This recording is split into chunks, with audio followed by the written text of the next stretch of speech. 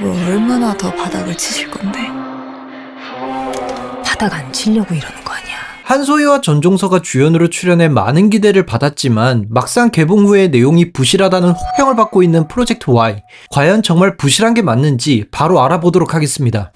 장난치게 가야지. 여러분은 지금 쭈라주는 류대리를 보고 계십니다. 그래서 어떡할 건데? 부장이지 시켜야지. 이 영화의 중심인물 미선과 도경은 쉼터 출신이에요. 가출 청소년쯤 되는 것 같아요. 근데 여기서부터 일단 아쉬웠던 게 구체적으로 이 인물들이 어떤 배경에서 자랐는지 또 얘들은 어떤 관계인지가 막 디테일하게 나오지 않아요. 그냥 대사 중에 은연중에 슬쩍 하고 지나가거든요. 그래서 제대로 파악하기 힘들었는데 어쨌든 제가 봤을 때는 이 둘이가 친자매는 아니고 그냥 쉼터에서 우연히 만난 사이다. 그러다가 가영이라는 어떤 아주머니를 만나서 이제 셋이 가족이 되는 그런 사이라고 저는 봤어요. 이 가영이는 어떤 인물이냐면 당시 큰 소리 떵떵 칠 수 있을 정도로 좀 유능한 도둑이었어요. 근데 이 유능한 도둑이 이제 미선과 도경을 데리고 키운 거죠. 여기서도 일단 뭐 이 개연성이 이해가 안 되죠. 도둑이 왜 굳이 쉼터까지 가서 이 둘을 입양했을까라는 생각도 들고 뭐 그런 부분들이 조금 더 친절하게 설명해줘도 됐을 것 같은데 없어서 좀 아쉬웠습니다. 뭐 다시 스토리로 넘어와서 그렇게 미선과 도경은 다 자라서 이제 어머니 품에서 벗어나서 독립을 하게 됩니다. 근데 뭐 솔직히 별 기술 없잖아요. 가출 청소년이기도 했고 뭔가 미래를 위해서 착실히 살아가던 인물은 아니었어가지고 미선은 외모가 뛰어나잖아요. 그러다 보니까 좀 술집에서 일을 하고 도경은 와일드한 대리운전 이런 일을 했어요. 근데 미선이가 약간 그 가게에서 에이스였어가지고 돈을 끌어모았어요. 한 7억 정도 넘게 모은 걸로 알고 있는데 그 돈으로 자기가 살 빌라 한 채랑 자기가 알바로 낮에 일을 했던 꽃집을 인수해가지고 술집이 아닌 다른 삶을 이제 계획하게 되죠. 근데 그 은퇴하는 당일날 문제가 터집니다. 니네 어떡하냐 진짜. 꼴값 떨다가 나락 됐다고 소문 쫙 났어. 계약했는 빌라 주인이 자살을 했던 거예요. 그리고 그 돈은 다른 사람이 들고 날랐다는 이제 기사가 실립니다. 그리고 은연중에 이제 뒤에서 소문으로는 그 배우로 이제 토 사장이 언급이 되죠. 이 토 사장이 누구냐면 내 돈을 건드려? 지금까지 재밌었어. 우리 이제 그만 심화해야지. 미선이 이제 일을 하던 그 술집을 최근에 인수한 새로운 사장이에요. 얘가 좀 돈 많기로 유명하거든요. 근데 이제 토 사장이 어떤 식으로 이제 언급이 되냐면 그 빌라 계약금을 이제 먹고 싶어가지고 빌라 주인을 이제 X로 위장시키고 그 돈을 먹었다고 짧게 설명으로 지나가요. 그러니까 결론적으로 미선은 지금 빌라 계약금 다 날리고 통장에 이제 한 1억 정도 딱 남은 것 같더라고요. 근데 도경이가 이 돈을 스포츠 올인을 합니다. 전 처음에 미친 거 아닌가 싶었는데 이게 어떤 일이었냐면 바닥 안 치려고 이러는 거 아니야? 너 이 짓거리 4년 더 하면서 살 수 있어? 왜 미선이가 은퇴하기로 한 날 새로운 사장이랑 농구 감독이 이제 술 한잔 하는 자리가 있었는데 거기에 이제 이 미선이가 들어갔던 거예요. 근데 여기서 이제 뭘 주워 들었냐면 토 사장한테 이 농구 감독이 승부 조작을 해서 이제 토토로 돈을 버는 뭐 그런 얘기를 했어요. 미선은 별로 그렇게 귀담아 듣지 않았는데 퇴근하고 나서 도경이와 이제 만나가지고 이제 미선이도 술을 먹었으니까 술김에 이제 이런저런 얘기를 하게 됐던 거예요. 도경도 당시에는 이 이야기가 솔깃하긴 했지만 그렇게 막 귀담아 듣지는 않았거든요. 근데 나중에 이제 빌라 사기를 당하고 나서 1억만 돈이 남았을 때 다시 7억이 넘는 돈을 모으기 힘드니까 이 이야기를 떠올리고는 올인하게 되죠. 당연히 승부 조작이 맞았고 미선과 도경은 잭팟 터지게 되죠. 근데 문제는 거기 불법 사이트에서 얘가 했던 거예요. 그러니까 경기 딱 끝나고 나니까 이 사이트가 먹튀를 하게 되죠. 난리가 납니다. 이제 얘들 수중에 남아있는 게 하나도 없잖아요. 그러니까 미선은 결국 은퇴 못하고 다시 술집 여자로 살 수밖에 없는 그런 상황이 되고 도경도 대리운전을 하려고 했는데 대리운전으로 언제 또 7억 8억을 모아서 빌라를 삽니까? 이제 그런 큰 돈을 모을 수 없으니까 석구라는 인물한테 큰 돈을 만질 수 있는 일을 좀 의뢰하러 갑니다. 현실에 맞게 주제 파악하고 살아야지. 나랑 라이벌?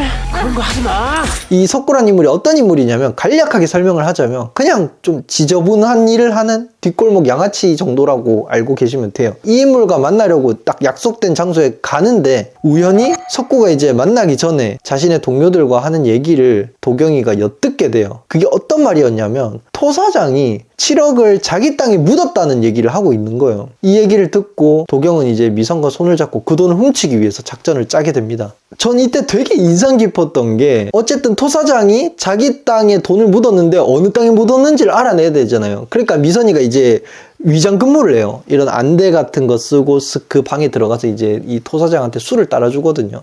근데 그때 토 사장이 어떻게 하냐면 나는 얼굴 가린 여자랑 술 먹기 싫다 하면서 이 안대를 벗길라 해요. 그때 이제 미선이가 그래요. 난 안대 쓰고 먹는 게 좋은데 이러면서 내 안대 벗기고 싶으면은 우리 술 릴레이로 마셔갖고 내 이기면 내 이거 벗을게 이런 식으로 이제 얘기를 해요. 근데 이 씬이 되게 섹시하게 그려져요. 그러니까 의상도 섹시하지만 그 미선과 토 사장의 그 액팅 자체도 되게 도발적으로 나오거든요. 진짜 그 미선의 매력이 폭발함과 동시에 이 영화의 가장 킥이 되는 씬이 아닌가 싶은데 궁금하신 분들은 꼭 극장 가서 영화를 확인해 보시길 바랍니다. 그렇게 우여곡절을 겪은 미선과 도경은 토 사장이 돈을 숨겼을 만한 곳을 찾게 되고 그 돈을 이제 찾으러 가는데 토 사장 돈 훔칠 거야. 한번 가는 거 인생 시계 가야지.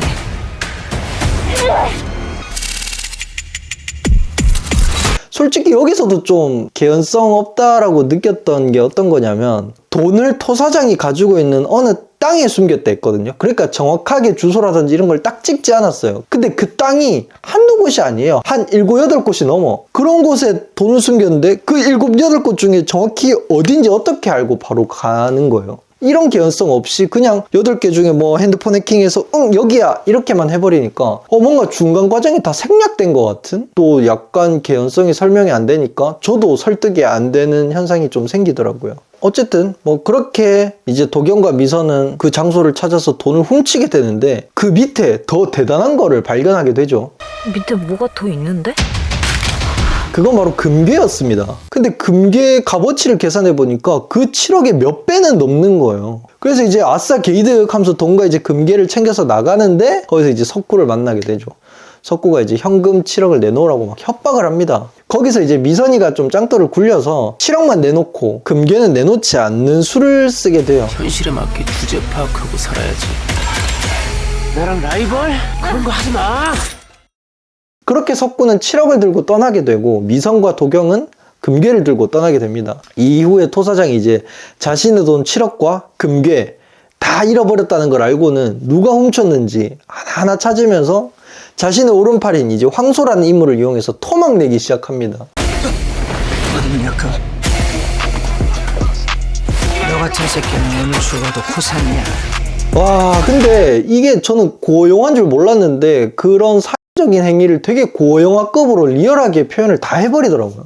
잔인한 거 못 보시는 분들은 이 영화 좀 거부감 있겠다라는 생각이 그때 좀 살짝 들었는데, 어쨌든 그렇게 이제 하나하나 족쳐 나갈 동안 미선과 도경은 한국을 떠나서 일본으로 갈 준비를 하게 됩니다. 그 준비를 어디서 하냐면 이제 자신들의 어머니 가영이의 집에서 하게 되죠.